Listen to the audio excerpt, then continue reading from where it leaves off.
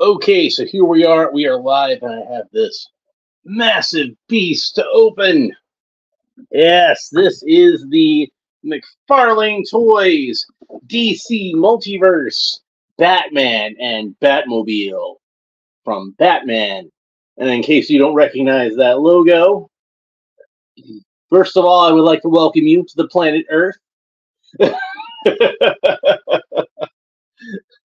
Yeah, maybe Batman isn't the only one who was living in a cave, I guess. Yeah. So, Sherman set the Wayback Machine for 1988 when a young man, just coming of age, very big Batman fan, read in an issue of Comic Scene magazine an interview with a gentleman named Sam Hamm, the screenwriter of the upcoming Batman movie, which had not yet begun to shoot, not yet had been casted. I seem to remember him talking about people to play the Joker that he would like being people like Ray Liotta and my personal choice at the time, Willem Dafoe. I remember seeing a picture of Willem Dafoe from Streets of Fire and thinking that guy ought to be the Joker. But it wasn't meant to be. Instead, another actor named Jack Nicholson wound up portraying the Clown Prince of Crime, and a young actor named Michael Keaton got the role of Batman. Now, nowadays, I think that a lot of people consider Michael Keaton to be the best Batman. We've seen him return in The Flash here recently, which, the movie itself didn't do too great, but I noticed the toys of Michael Keaton as Batman seem to be selling really well. And people who saw the movie tended to say that Michael Keaton was the best part of it. This is my personal opinion. I actually rewatched The Flash again recently. I got a hankering to watch it again, mainly because of Keaton. And, man, he is fantastic in that movie, I gotta say. Is it maybe his finest performance as Batman? I suppose that's possible, isn't it? But yeah, I remember seeing the trailer. And in that trailer, I got my first look at the Batmobile as it was to appear in the film. And I just thought it was such an amazing looking vehicle. And I've always loved the 1966 Batmobile. It definitely was like, I thought when I saw it when I was a kid, the coolest car I'd ever seen. But this one definitely gave it a run for its money. Like, I gotta say, I'm not sure what is my favorite Batmobile between the Adam West original and this monster, designed by I don't think he was like the main designer of it, but Anton Furst was the guy who oversaw the design of it, and there was another gentleman that I think did the heavy lifting on it, and he was the one that came up with the idea of basically make it like a jet engine with the car built around it. And that's why you had the turbine in the front and the big old jet exhaust at the back, which of course was very similar to what we saw on the Batman television show, as far as that goes. So it was a nice little throwback to that. There weren't too many callbacks to the old Batman TV show, but that was one of them. The other one I remember offhand is you wouldn't hit a man with glasses, huh? Would you? Huh? Which, of course, Adam West being the stalwart champion of justice, he would never hit a man with glasses. But Michael Keaton, Michael Keaton's Batman totally would. Michael Keaton's Batman, in my opinion, is 1939 Batman, who has no compunctions against killing. He doesn't carry a gun like the original version of Batman did, but he's honestly might as well. We saw Michael Keaton kill several people in that movie. Nobody really complained. Nobody really cared. It's only when Zack Snyder says something about it that people get upset. So, yeah, got some nice artwork here. I wish you could see it a little better, but for whatever reason, Mcfarlane decided to make the Batman images kind of glossy, so it's difficult for me to get them at such an angle where you can really see them. But trust me, this is gonna be awesome. I can't wait to get this open. I've already cut the tape on one side. Hopefully, it's the best side. I have no idea what. I am a little disappointed there's not a window on this thing, but considering what a big box it is, perhaps it just wasn't feasible to do. So we got a piece of cardboard here in the front to hold our Batmobile in place. And oh man, this is gonna be a beast. So there's our Batmobile out of the package. Am I even gonna be able to fit this thing on screen? Oh, and I had stuff fall on the floor. You heard a good clatter. That would be Batman himself, and I believe the fins to the Batmobile. There's another cardboard frame around it. So lots of good stuff to protect this thing while it's in the box. Oh, look at that. Oh, she's a glossy beauty. I did not expect it to be this glossy. In the 1989 Batman movie, the Batmobile was not. Excuse me. The Batmobile was not this glossy. This looks more like the Batman Returns Batmobile to me because of the glossiness of it. It also kind of reminds me of the Toy Biz Batmobile, kind of similar to that. Unfortunately, it does not seem like the machine gun. The machine gun's open at all. That's one solid piece of plastic. It's all molded together. I think somebody might have made a kit, like they 3D printed something, where like you could attach some machine guns on here. Probably with like some double-sided tape would be the best way to do it. But wheels spin freely. You can see that it does have the bat symbol on the hubcap. Hey, you want to see like my imitation of the TV show from the 60s?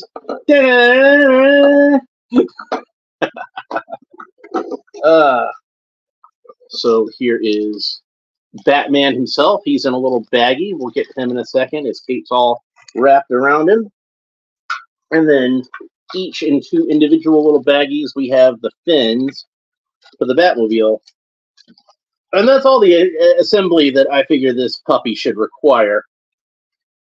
So I'm looking it over, and there is indeed an L molded onto this fin. So that should be the left fin. Here we have an L molded in here, so we know that that's the left side. Because how do you judge what's the left side? You know, are you looking from the front? Are you looking from the back? I don't know what the left. I don't know what left means in this case. Maybe they should have said port and starboard. I can't remember what would be port and starboard either, but I'm sure I could at least look it up. So there we go. There's one fin down. And there we've got another fin. And we can see that this one is marked R. Hope you can see that at home. And there are three little tabs, three little slots. So you just basically want to line the tabs up with the slots and click it in. And bingo, there is our fully assembled Batmobile. There is the jet exhaust in the back. You can see the round tail lights, which I like to think is an homage to the Corvette. A lot of the shape of this car, I think, is influenced by the Corvette, like particularly like Corvettes of the 70s, like the Stingray. So, excuse me. We open it up, and it slides just like in the movie. You know, I was looking at the box earlier, and on the picture on the box, where it shows Batman sitting inside of it, his head fits under the, I don't know if you can see that. I don't know if I can get it. His head should fit underneath the roof, which is better than what Michael Keaton had, where like you know, this thing would slide back into place, and it pinched his bat ears. So they had to put a cowl on him with shorter ears when he would get into the Batmobile. So there's just one seat in there. So if you custom made a Vicky Vale action figure to fit in the Batmobile with Batman, sorry, you're out of luck. You might be able to cram both of them in there, but there's only one seat. There is a steering wheel, does not turn. There are gauges sculpted into the dashboard, the console. You can see those, and those are painted with silver paint. So they are fairly simplistic, but it's still nice to have that detail in there with the paint. I think that's pretty cool. A lot of the times with your Batmobiles, they're just kind of like you know, just kind of sculpted in there. They don't bother with paint at all. The wheels do feel like the tires have like some rubber to them. So that's pretty cool. They actually are rubber tires. You can see that the hubcaps on here are like this kind of dark gold bronze color. It really reminds me of the Dark Knight collection, the old Kenner figures from 1990. Slides into place. It's just so cool. Like, that's nice. And of course, the turbine in the front. They could have just made this turbine black like the rest of the car, but no, they actually put a little bit of extra effort into it, and it's this dark gunmetal gray color. Looks really cool. So I'm really happy with this Batmobile. I never thought that I would have a Batmobile that would be in scale with the Multiverse figures. It just seemed like they were too big to do a Batmobile. Like, they never did a Batmobile for DC Universe Classics because they thought it would be too big. Well, these figures are bigger, and they still managed to do a Batmobile for it. Now, this is not a cheap toy. I want you to know that. Even though, to me, it's a miracle this thing even got made. This is still like a fairly expensive toy. The retail on this thing. Are you sitting down? Are you sitting down? Make sure you're sitting down. Okay. Okay, you ready? The retail on this thing is $75. That's expensive. Now, me, I was lucky, and I saw one for an Amazon warehouse deal. This is an Amazon exclusive, by the way. I saw one on an Amazon warehouse deal for $50. That's right. I saved myself $25 buying this just because the corner of the box. The corner of the box is a little dinged up. You can see that? See where it's a little dinged up? I don't care. I'm opening it anyway. But isn't it beautiful? Oh, that's a lovely car. So I need to think of a way to display this where like you can really see it and show it off, and it should look really nice. But that's not all, because like I said, this actually comes with a Batman action figure.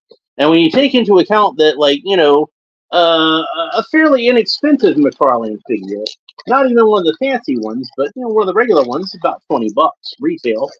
You get one at Walmart, it's probably going to be about $20 unless it's on clearance or something like that. When you consider that, then the Batmobile is only like $55. That's pretty good for a vehicle that large. I mean, the Superpowers Batmobile was like retailing for $30.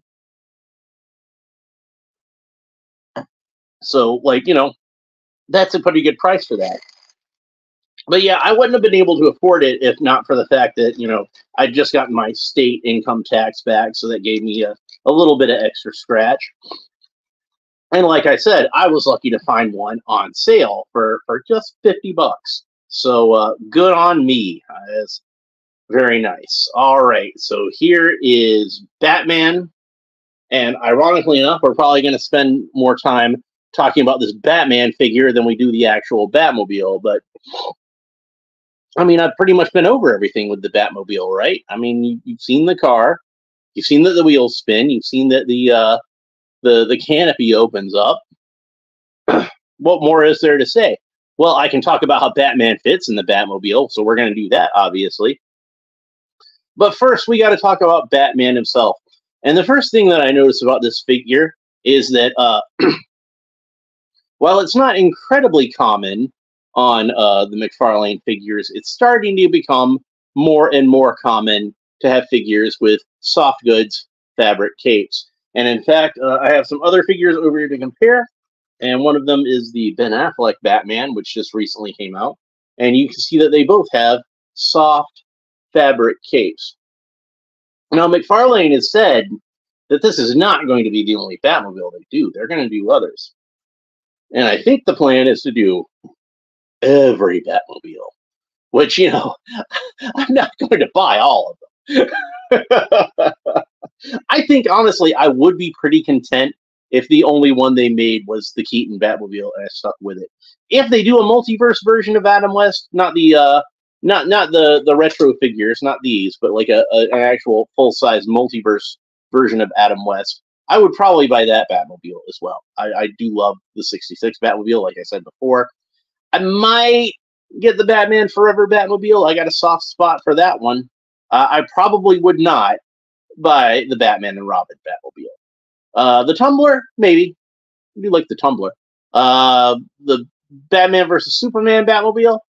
Again, maybe it's okay. It's fine. I like that one. All right.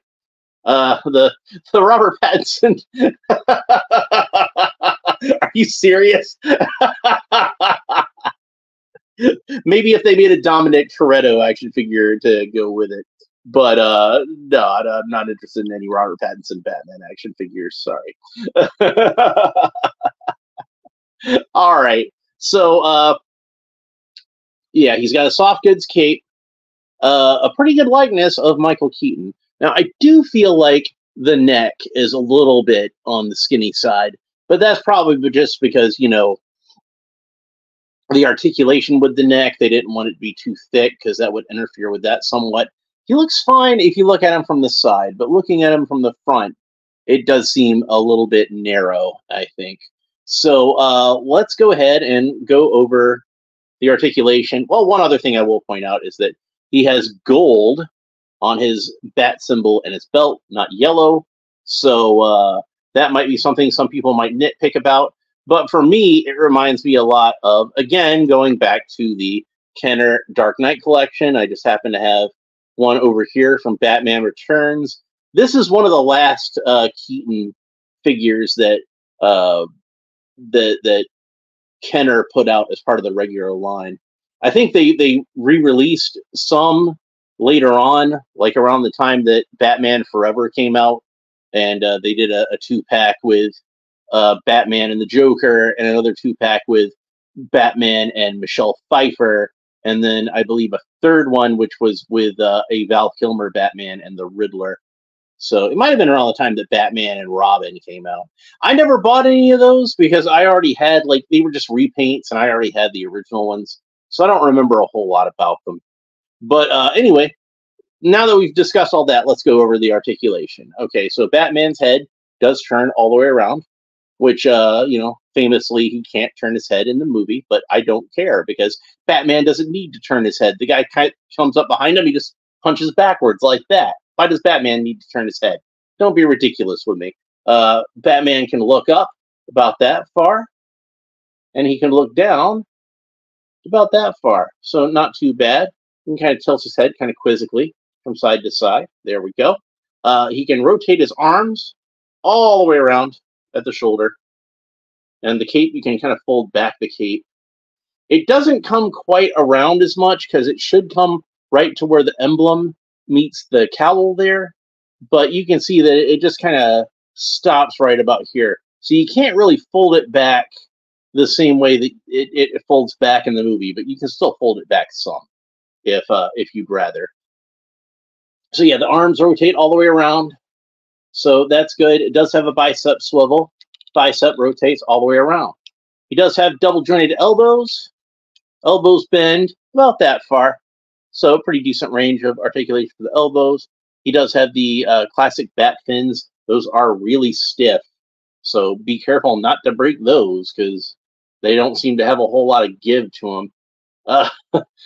They're pretty rigid. So, and he's got the bat plates kind of molded into the gloves. You remember the scene where he's like, you know, fighting the guy with the knives and kind of blocking the knives, and you see the sparks flying.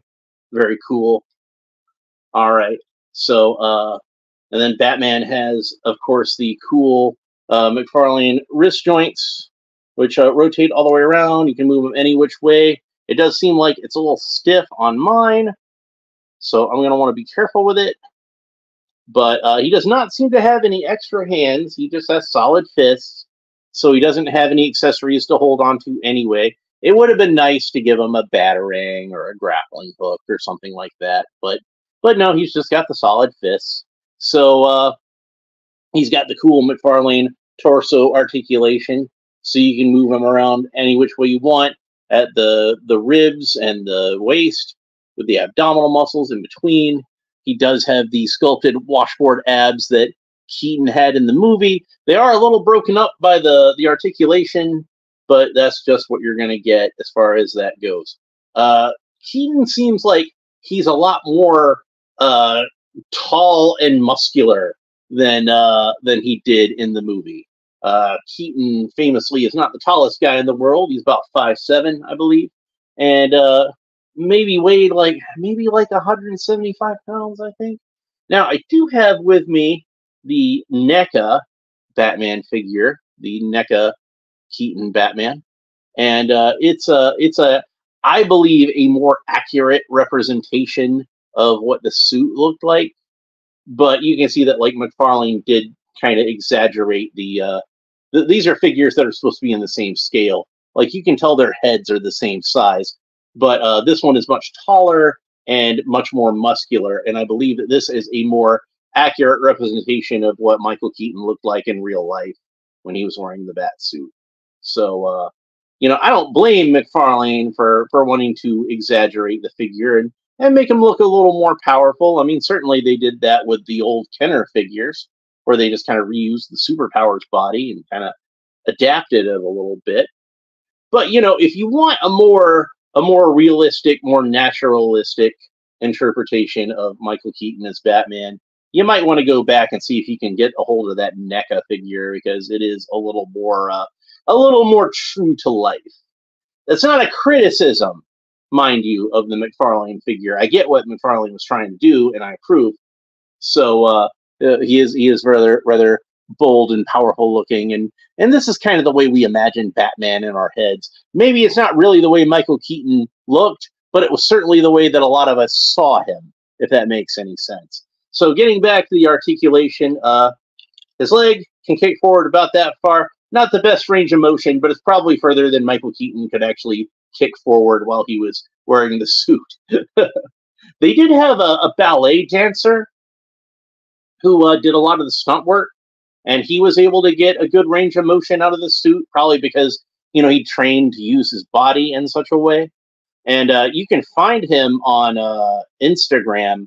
I believe he's under the handle of Ballet Bat, and he posts a lot of interesting behind the scenes pictures. So his page is definitely worth checking out. He does have the double jointed knees, so that's about as far back as his knee will bend. So there we go for that. A little stiff bending it back. Kind of surprised it was stiffer bending it back than it was bending it that way in the first place. There's no boot cut. The boot does not rotate at all, but he does have the cool McFarlane ankles with the ball joints. Those rotate all the way around. His ankle can point down about that far and point up about that far, which is a little bit further than I was expecting it to do because of the little piece of armor over his feet. So for those of you who don't know,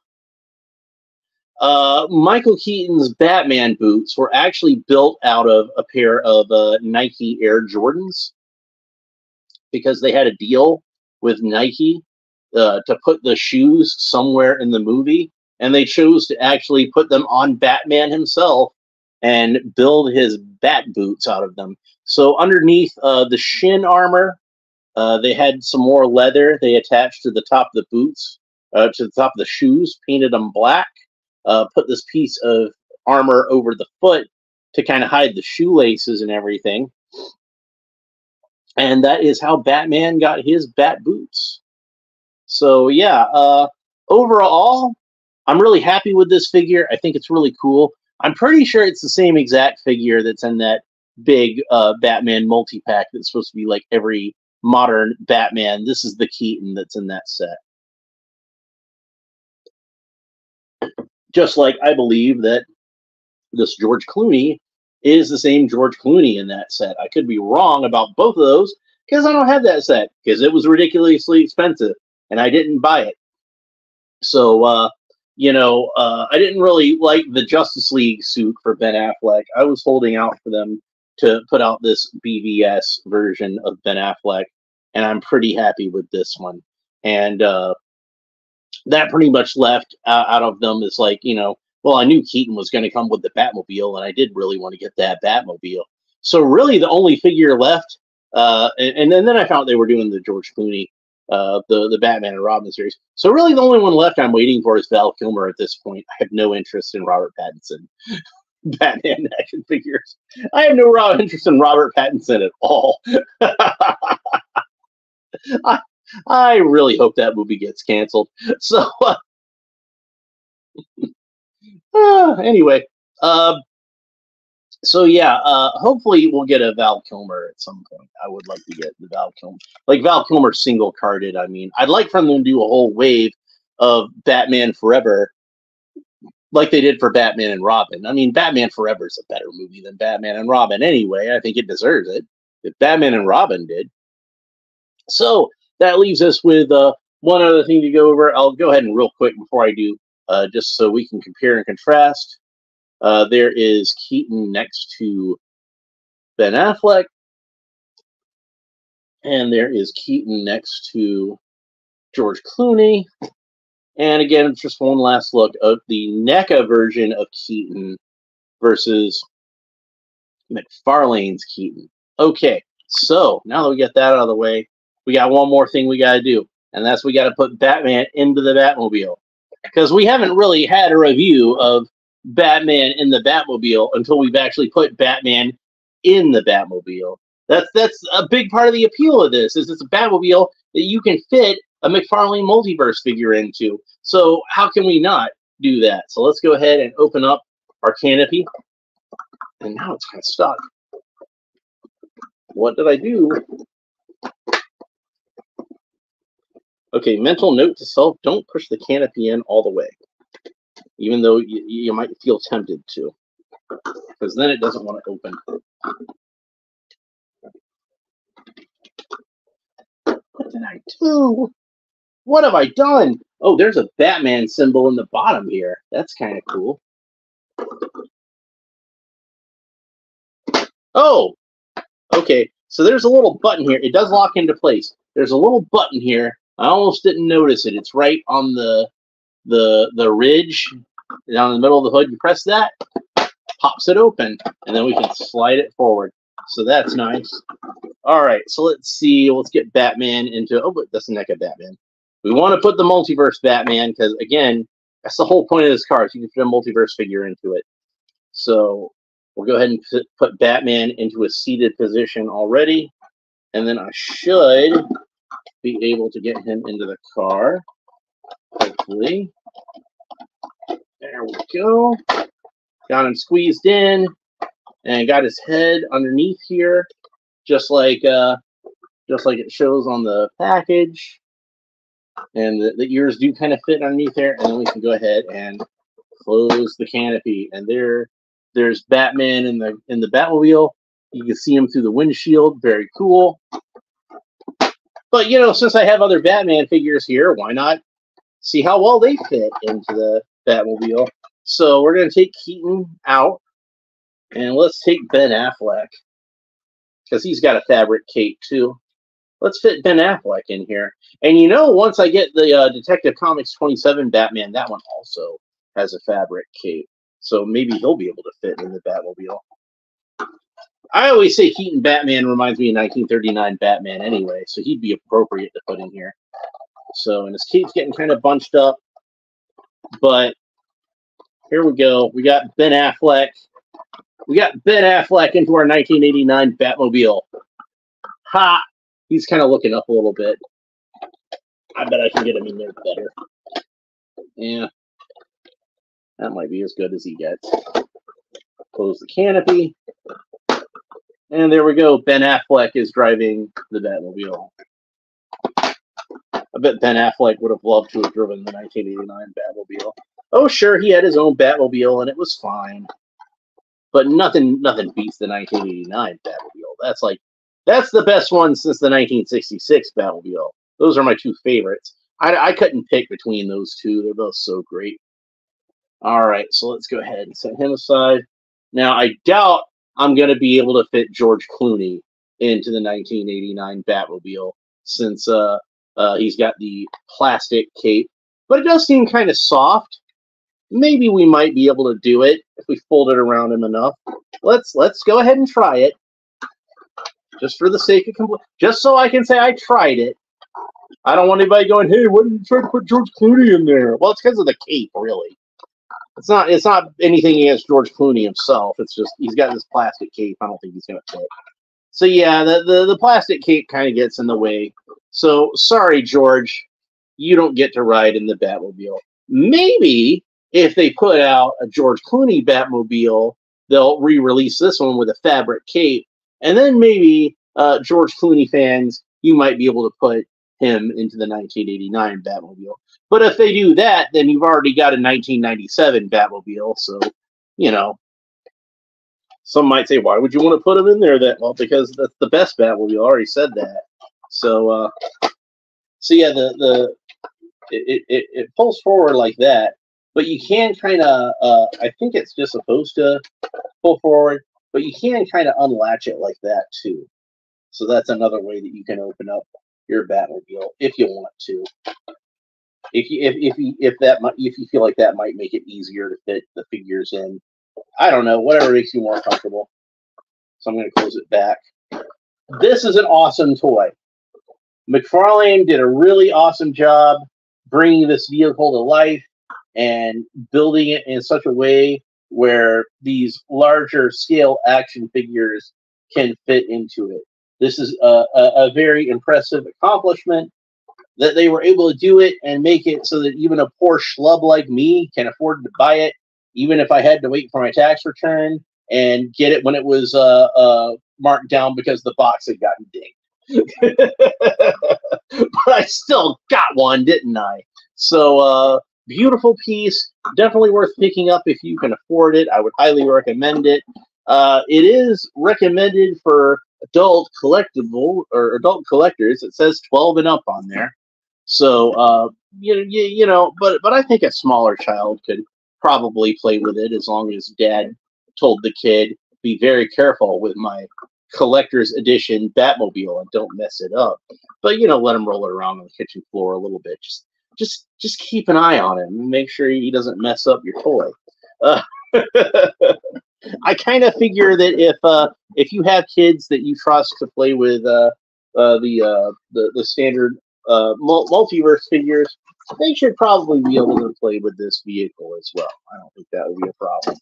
And of course, if they're playing with multiverse figures, Michael Keaton's just another multiverse figure, isn't he? So he really shouldn't be any different in that regard. So awesome figure. I'm really happy to have it. I was not able to get the figure of Keaton from the Flash because those sold out instantly. I wasn't able to get the Ben Affleck figure from the Flash because those sold out instantly. I still got Robert Pattinson figures hanging around some of these Walmarts.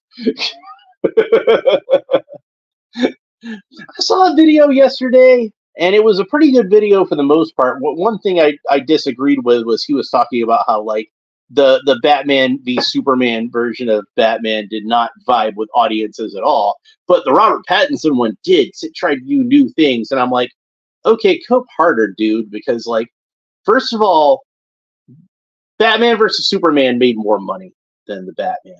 Second of all, Batman versus Superman did a lot better in terms of selling merchandise than the Batman. Like I said, I pre-ordered this Ben Affleck after it had already sold out at a lot of places, and I had to look several places to find one where the pre-order wasn't sold out.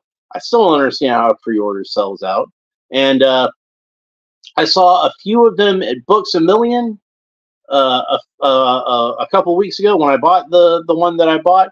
Gone. All of them are gone. Everybody bought them. They still have figures from the Robert Pattinson movie over there. I still got a penguin from over there for $10. Here's the one that I pre-ordered. I'm probably gonna just keep him in the box since I have an extra one now. I just love this figure so much. I just couldn't wait to have him, so I just went ahead and bought one so I could open it, and then I'll keep the other one in the box, and that's fine. Michael Keaton, I love this figure just as much. He's a great figure. We are truly living in a golden age of Batman action figures where, like, I've got my two favorite live action modern day Batmans here in action figure form. I've got my OG Adam West. Do I have that figure on here anywhere? I think I might have had that figure somewhere. Yeah, here he is. So not in the same scale, unfortunately. Hopefully they'll put out a multiverse figure that's in scale with the other Batman figures. That would be pretty fine. I think the NECA figure is in scale. The NECA Adam West, but unfortunately mine just randomly broke one day. Like just his elbow just fell off one day. That was tragic. But I kept the broken figure. Hopefully I can repair it somehow one day, but I haven't figured out what I'm going to do about that yet. And then even George Clooney gets a shot at action figure redemption, and they gave him his own wave based on his Batman movie. So it's interesting to compare, since like these are very similar bat suits in a lot of ways. Both were designed by Bob Ringwood, and it's interesting to compare the evolution of the thing and how it went through a lot of changes. And some of them were good and some of them were bad. But personally, I always thought that, at least until Ben Affleck, I always thought that Michael Keaton had the best bat suit in Batman 1989. And I liked the rougher look of it, and it looked more like a warrior who'd been through some stuff. Whereas in the other ones, they looked really slick and manicured and everything like that. I liked the bat suit that got a little scratched and dinged up and had a little pock marks and imperfections in it. That worked for me. So, and hey, when they did the Ben Affleck suit, that was one of the things I like about that. It's got all these scratches and pock marks and imperfections in it. Pretty cool. So, but that's pretty much it for this episode. I could probably talk more about this, but I've probably worn out my welcome by this point. So, if you enjoyed this video, please make sure you like and subscribe and all the fun YouTube stuff down below. Leave a comment. Let me know what you think about this figure, what you think about Batman in general. What do you think is the best live-action version of Batman? Is it Adam West? Is it Michael Keaton? Is it Ben Affleck? Is it Robert Pattinson? Oh, we know it's not Robert Pattinson, right? If you've been watching my videos long enough and you think that Robert Pattinson is the best Batman, I congratulate you on your patience with me just ragging on him every chance I get. Thank you for that. But I hope you enjoyed this video.